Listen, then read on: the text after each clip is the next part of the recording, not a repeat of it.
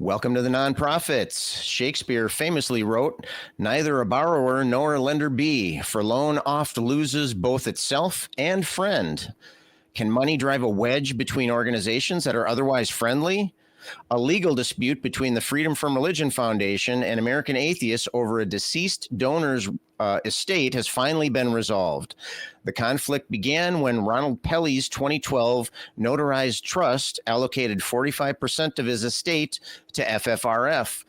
But a 2018 handwritten unnotarized memo introduces changes that reduced FFRF's share and added American Atheists and Planned Parenthood as beneficiaries.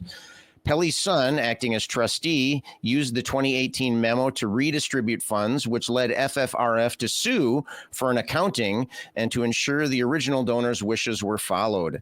Despite tensions, all parties eventually settled, and each organization ended up receiving more money than expected due to a larger estate pool. FFRF stated their intent was never to harm fellow secular groups, but to uphold the donor's intent. Both organizations expressed relief and are now refocusing on their missions.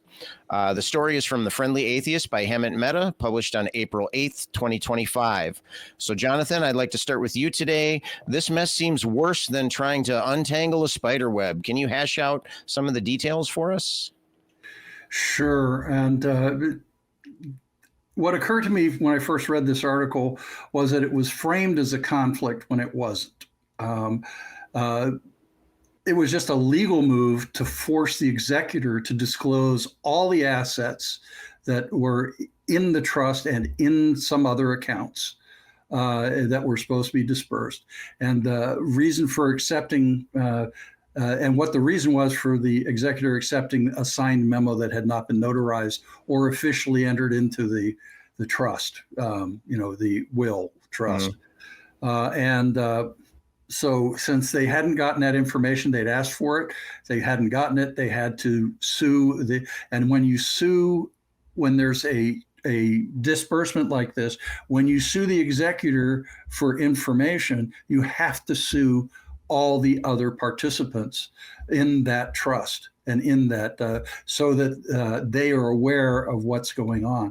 Otherwise, the legal proceedings are excluding them, and that's not, since they're part of it, they shouldn't be. So that's why they had to name American Atheists and Planned Parenthood and the AAA, which is the Atheist Alliance of America, which was disenfranchised by that note.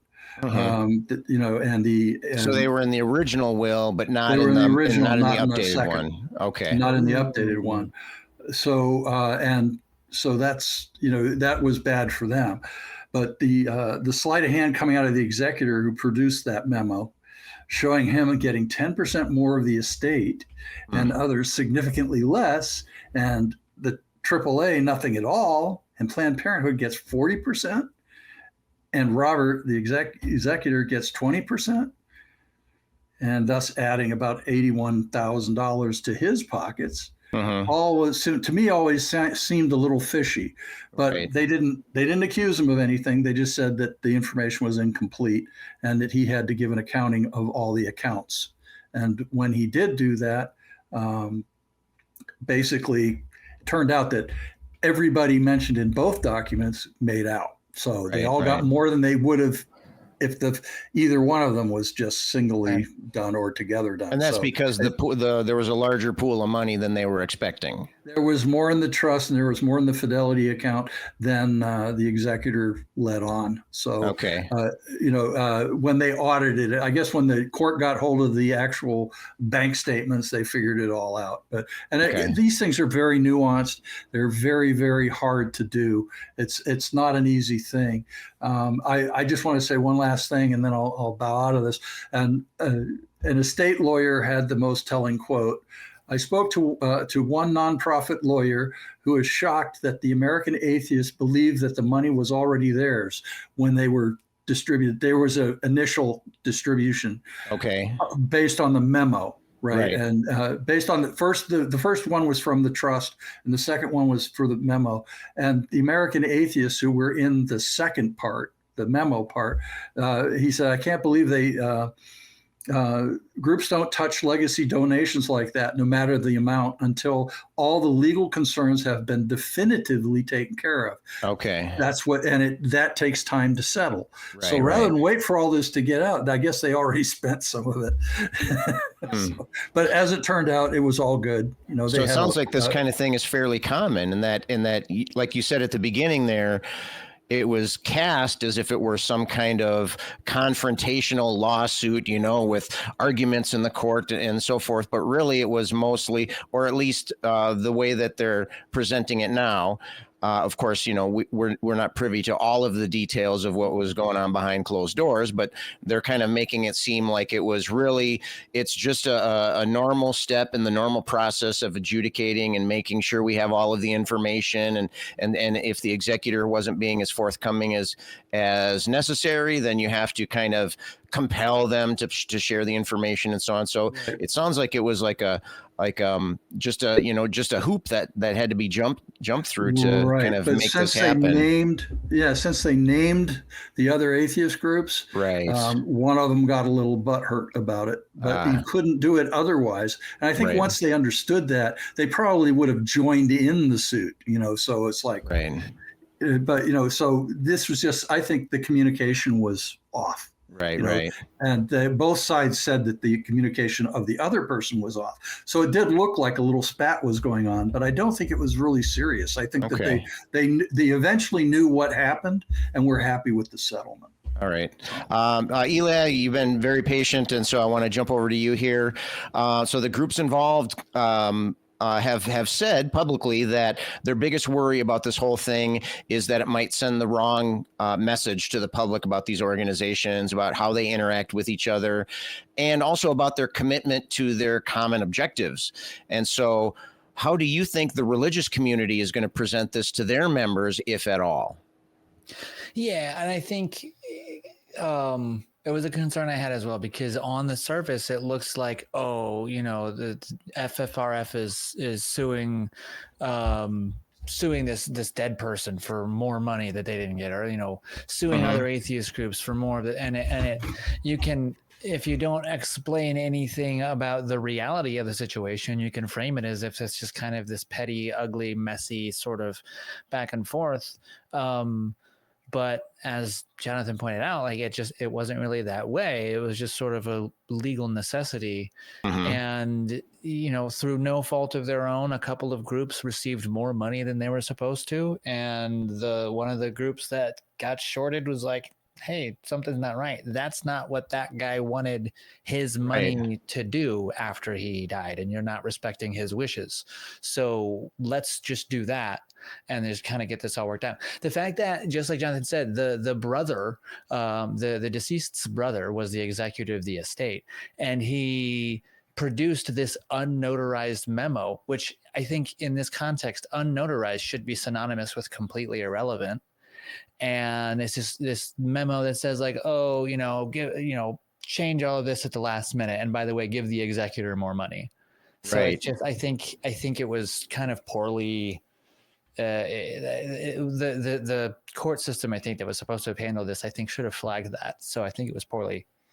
Yeah, I mean, they didn't say in the article whether or not anybody was actually accusing the executor of doing anything, untoward cheating, or anything like that, or cheating, I suppose, to put it bluntly. But we got to admit there's plenty of room for a fishy smell to come out of that. I mean, there's definitely some some things that were not necessarily above board happening there, whether it was intentional or not. Right. And I'm certainly speculating. I appreciate you pointing it out. But yeah, it does. It seems like it could be something strange afoot at the Circle K. Right. Yeah, exactly. Let's jump back to Jonathan for a second here. So do you think that this was, we've been talking about this already, so, we may have already answered this, but I was just curious what your thoughts are. Do you think that the conflict was between the organizations themselves, or was it between the organizations and the executor, or, and this will add a new little twist, is it really, kind of a problem with all of the groups involved, the organizations and the executor, and maybe even the deceased, a conflict between them as a single group and the way the government adjudicates this kind of thing. I mean, there's a certain amount of legal procedures that need to be followed, and are we highlighting a flaw there, or where do you think the real cause? I mean, is it really just a breakdown in communication, or was it a faulty system, or what do you think is happening with that? I think what caused it ultimately was the lack of discovery and the lack of getting the information on the trust fund and the Fidelity account and the other accounts, a detailed description of them, and with the balances and things like that, and what the balances were in, that sort of thing, and for all the stuff that was supposed to be distributed. And I think his son was involved in the trust, but part of that. But it doesn't matter, because the executor had a fiduciary responsibility to produce that to the people who were getting the things. And if he just didn't know he was supposed to do it, they asked for it, he didn't give it to them, then they felt like they had to go to court and put it in an official mandatory situation. And as a result, everybody got happy. But I think in the process, they got a little disgruntled about how it happened. But that's true, because it wasn't a smooth process. But I could just say that I don't think they ever are a smooth process. Right. So, I think that everybody has that problem, with but not everybody. Some of these things go smoothly. They still cost money and lawyers. You still have to have a lawyer. You still have to go to probate. You still have to do all this stuff. Right, it's going to be, and it's complicated. It's not an easy process. It could be streamlined, especially if there's no contesting on anything. Just if the executor can just give people what they need, and it's said and done with. Right. Then there's no. It sounds like that's what happened. That's what happened in the end. I mean, they ended up. The lawsuit didn't go through. Was not proceeded, and was not judged by a judge. It was just they came to an agreement, and everybody was happy with it, and everyone went their separate ways. I suppose it's possible that perhaps the executor was just through no fault of their own ill-equipped to handle something like this and just made the wrong call. Right. I was a little bit more skeptical and malicious in my notes about it, but now that we talk about it, I think that's definitely a possibility. Look at that. We saw I've been the executor, I could have made the change right here live on the Nonprofits. Oh, God, I do that all the time on this show. Are you kidding me? But I was just saying that if you made me the executor of a complex $1.5 million or $2 million thing, I would probably screw it up too. So me too. Even though I'm a math guy, I'm definitely not figuring out jump through all the hoops kind of guy. And so, I would definitely mess that up too. Eli, I want to stick with you for a second here. Jonathan was talking about all of the expense that's involved in this. These organizations had to pay tens of thousands of dollars for their legal representation. I mean, we are talking about hundreds of thousands of dollars,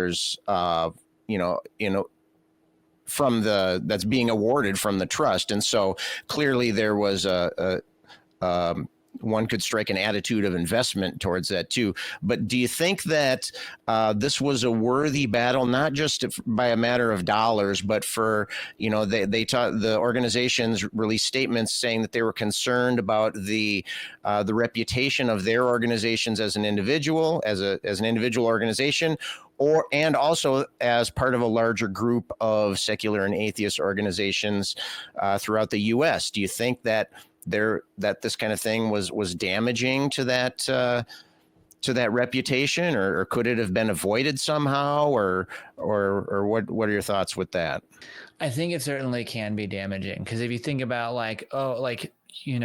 how many churches, or not even churches, but just people do you see speaking out against Planned Parenthood, right? And then when they want to, if they're speaking to the right, maybe not fully aware, audience, and they're trying to garner the opposite of support for Planned Parenthood, opposition to Planned Parenthood. They're like, well, even the Freedom from Religion Foundation is suing Planned Parenthood. So even secular people have reasons to hate Planned Parenthood, and they can twist it that way without explaining, like, well, no, here's the reason Planned Parenthood or Freedom from Religion named Planned Parenthood in a lawsuit. It has nothing to do with anything that they did wrong. So I think it can be damaging, I think, not to the actual relationships, but to the perception of the relationships. And now all of a sudden, there's turmoil in the atheist community because they're godless, because they sin, because they have orgies.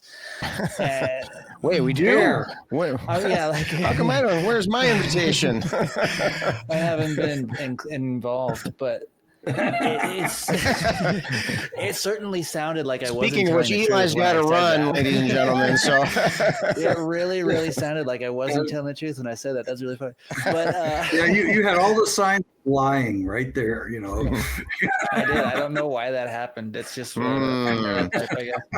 Eli Slack with the admissions on the nonprofits. He's changing his mind, and now he's revealing more than he means to. Right. It's that typical tell is looking down like this. That's it, right? That's what they say. That's what the experts and say. If your pupils go big, it's there's a popular movie where a character talks about not knowing what to do with their hands. That's me with my eyeballs basically all the time. Right. Let's go with that. We'll go with that answer, I think. Yeah. Jonathan, I wanted to ask you, is there anything that we can learn from this? I mean, and not just lessons about how we should portray ourselves or how we can protect ourselves from this type of thing happening, but what about we mentioned that religious groups or whomever might use this as an opportunity to bash the atheist groups there, and I think we would agree that would be an unfair bashing happening at this point. Does it give us warning as atheists to be careful about how we characterize clashes between religious organizations? I mean, can we use this to make ourselves better citizens and better people that are in a better position to judge the actions of others and that kind of thing? Is there a word of warning in this story somewhere? I think so. I think the way you deal with these sorts of situations is with a dose of skepticism. When somebody says two people are fighting, if you really want to know if they are, you look into the details of it, and the devil's in the details. If the details of it say they're not really fighting, there's just a minor disagreement about some sort of fact. It's not like a knockdown drag out fight, or it is a knockdown drag out fight and these people are going tooth and nail, but you find out, you use several sources, dig a little bit into it, get some, there are people probably doing a pretty good job of reporting what's going on. There'll be quotes and things like that. Don't trust them. But, I have a lot of advice for that sort of thing. But the idea is that in this case, we found out by two articles. I read two articles on this, and from different sources, and we found out that this was amicably done and amicably settled. So it wasn't a big, it's not the big headline. You'll always get the, FFRF sues the world. Well, no, they didn't. They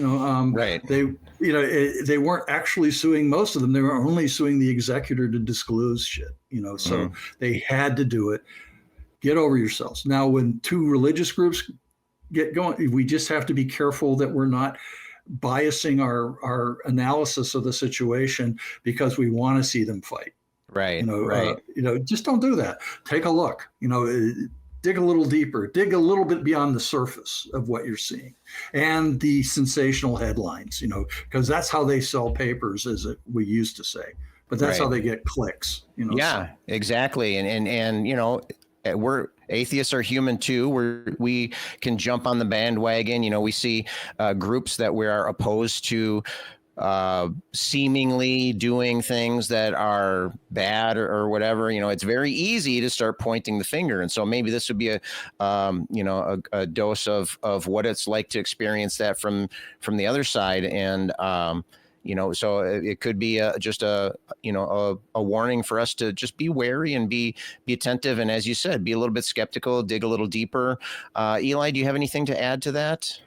Well, I had the thought while John was saying it that you kind of helped me connect something. If the devil is in the details, Christians aren't going to go there. They're going to stay away. Wow. I think we're on to something there. Don't bother with details. Right. We have to remember that Christians are people too. Exactly. Yeah. So we got to find a way to get the devil somewhere else. Can we put him Can we put him in the bigotry? Down in Georgia or something? Wasn't the devil down in Georgia? Between the devil and the deep blue sea. That's it. Put him beneath the keel of the boat and we're good. There we go. Yeah, there's no details in Georgia. I have no comment on that. Just be kind, people. Just be kind, in your dealings with people. For sure. I think that's a perfect spot for us to wrap this one up there. Nice little cherry on top of that one, Jonathan.